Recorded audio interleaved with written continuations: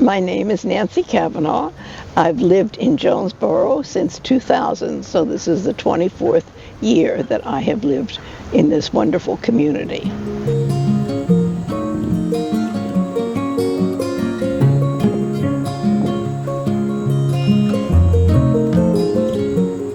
I had been coming to the Storytelling Festival for many years, probably mid-80s. I started coming for the festival, fell in love with the town, and fell in love with storytelling. And for a period of time when I lived in Atlanta, I did do storytelling, and I taught storytelling classes there. And in 2000, it was time for me to retire. I wanted to retire. And I had been invited before that to be on the board of directors for NAPS. That's what that's what ISC was called, National Association for the Preservation and Perpetuation of Storytelling. And then eventually it became ISC, and then there was a membership organization called NSN.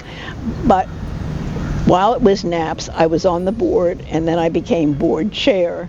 What has that work meant to you as it contributes to Jonesborough? So many members of our community have first name connections with storytellers.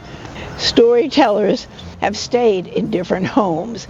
Many people here in the town look forward to hosting a storyteller, and so they bring that energy from themselves and with storytelling into the community for a period of time that makes a difference in the community. And it's always very funny when storytelling comes around and somebody says, well, who do you keep? Not who stays with you or something like that, but, oh, well, I keep so-and-so, and I've kept so-and-so for this many years. We have Storytelling Live, but that's storyteller who comes for a week is here for the whole week, and basically all she or he is required to do is one program in the afternoon, so that leaves them the rest of the time free.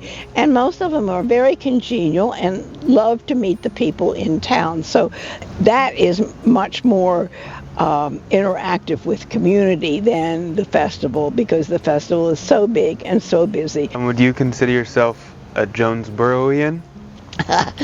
I don't know who else I would be, after, all these years, 24 years. What does that mean to you? Well, I have great pride in this town.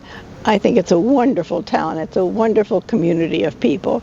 I felt very fortunate when I moved here.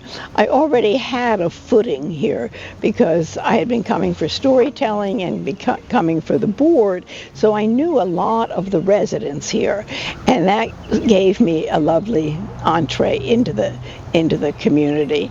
And I feel very much a part of the community, and I'm pushing that limit that people would say, well, she's been here forever.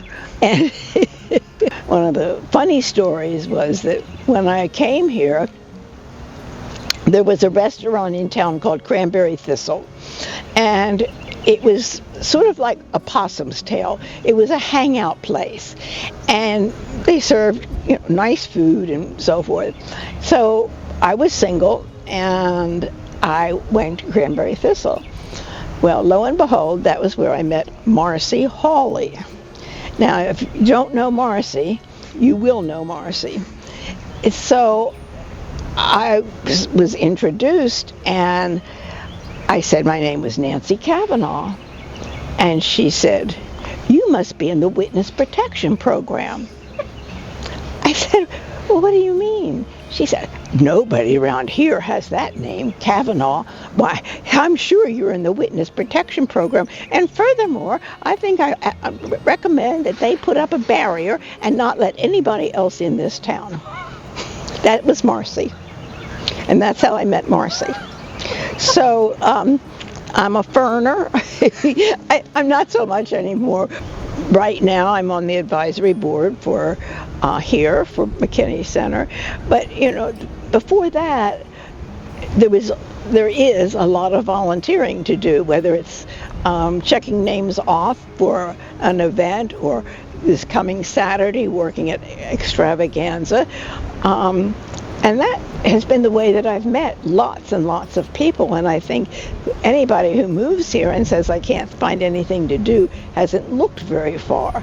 And I think that was my impetus to walk up to somebody and say, how can I help you? Or what do you need? Or can I volunteer for you? You know, I was involved with Friends of the Library. I'm now a trustee, which that to me is a real wonderful thing, because I believe so much in libraries. But all the different community activities all are parts of a puzzle that all have to fit.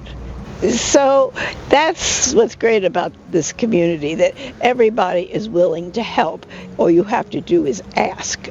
I'm very grateful to live in Jonesborough, except at 5 o'clock in the afternoon these days with all the traffic.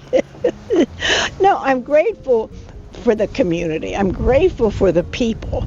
I lived in Atlanta. It was a huge city by the time I left.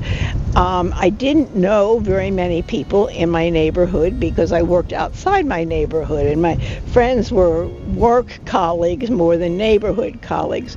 So what I find wonderful about Jonesborough is I had a friend yesterday. She said, I'm here at the library, can I come up and have a visit? And I said, yes. Now, that would never have happened in Atlanta. And so those are the things that I'm really grateful for. I can call somebody and say, come over and, do you want to do this? Or come have dinner, or things like that. And I want people who come here to appreciate our values and what's important to us here, why they are coming here, to maintain our community. They're coming because they thought Jonesborough was so wonderful and Northeast Tennessee is so terrific. And I would hope that they would want to keep it to that sense of the small town and so forth in this Northeast Tennessee. I can't say people shouldn't come, because I'm one of those that came. So it's a fine line, and it's one that we have to grapple with, and how it affects our services and our activities. And I don't think there's a Saturday that goes by that the town is not packed. But I'm glad they're coming, because they do see a different way of life. They do see, a strong community. And I hope they will come to government meetings and town activities to, become acquainted and to integrate into our community.